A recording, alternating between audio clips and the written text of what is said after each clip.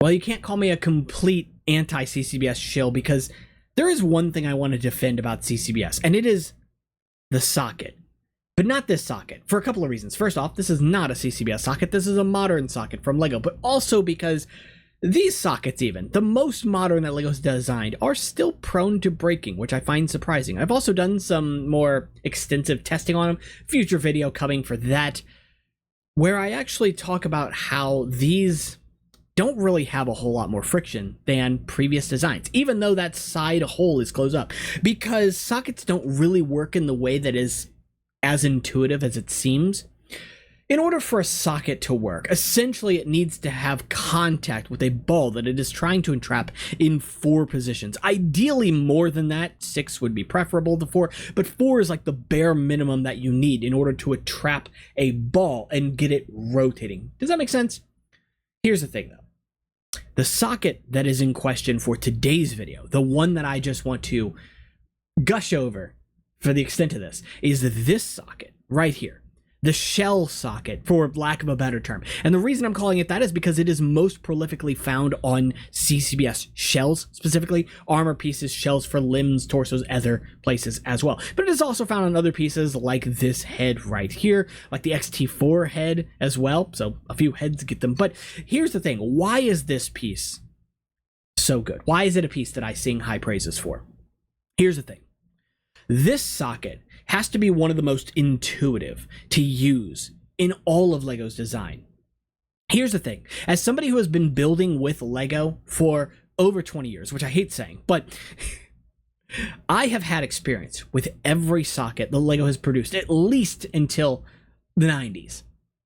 And I've actually had a lot of consistency, a lot of luck in older sockets like these ones here. Not every one of them is perfect, and they definitely have their weaknesses, but I will have a lot of people say that this is better than this. And I think it depends on what you're trying to get out of it. Aesthetically, this is really cool. Aesthetically, this is really cool. They're both very different and achieve different things, but they also both have problems, and both are fragile in different ways. No, what I do like about this socket specifically is the consistency between one socket to the next. Because here's the thing. I have a big tub full of CCBS shell pieces, and I can reach into that tub and I can practically guarantee with a 99% certainty, because I never want to guarantee anything, but with 99% certainty that any shell I pull out of that box and I clip onto this ball joint is going to feel imperceptibly identical to the next, not only in how it connects to the ball and that lovely satisfying snap,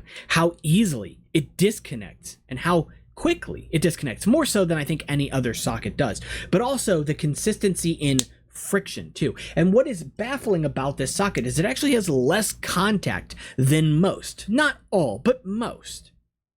There are a handful of reasons for that. Now, I don't have any sort of like microscope or anything like that to show you exactly how this is connected, but essentially this ball joint has 4 points of contact per side on the ball, plus a wall on the inside that I'm sure is helping to provide extra friction. But it's all about the relationship of where these points are in space and how they are being pulled together, the tension on them. Because essentially what a socket is intending to do is be under stress 100% of the time.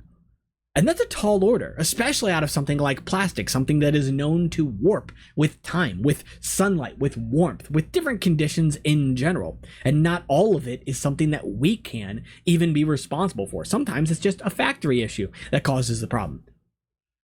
No, here's the thing. CCBS shells, headpieces, anything with this shell armor socket, for lack of a better term, I've never had one break myself. I've seen one broken that I got out of a lot. Honestly, could even be wrong about that. It's possible that it was a knockoff. I do have a few knockoff shells too. But here's the thing. Anecdotally, I've had experience with thousands of these. Never had one break. Every other type of socket, I've had at least one. At least one. Logically, more so.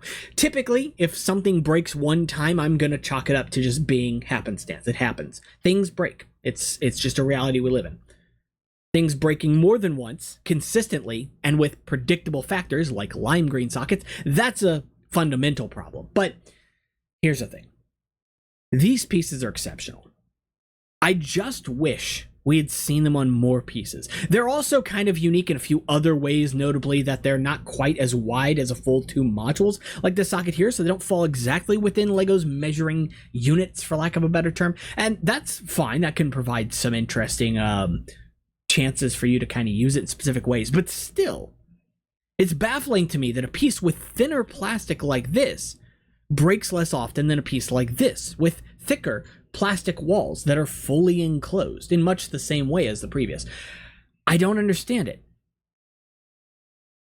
I can't understand it, though. I don't work for LEGO. I don't know the chemistry behind the making of these parts. All I know is experience. What I have in hand, what I have tested, what I have played with, what I have seen, and what I've tested. And in doing my testing, every one of the variants of this socket here all fell to the same kind of stress more consistently than these did. There will be a different, separate, longer video where I want to do a test of every socket LEGO made, at least for the standard ball joint size. And I want to do so to the best of my ability with whatever equipment I can get my hands on, because I think that it's important to definitively know once and for all what sockets are the best and in what scenarios.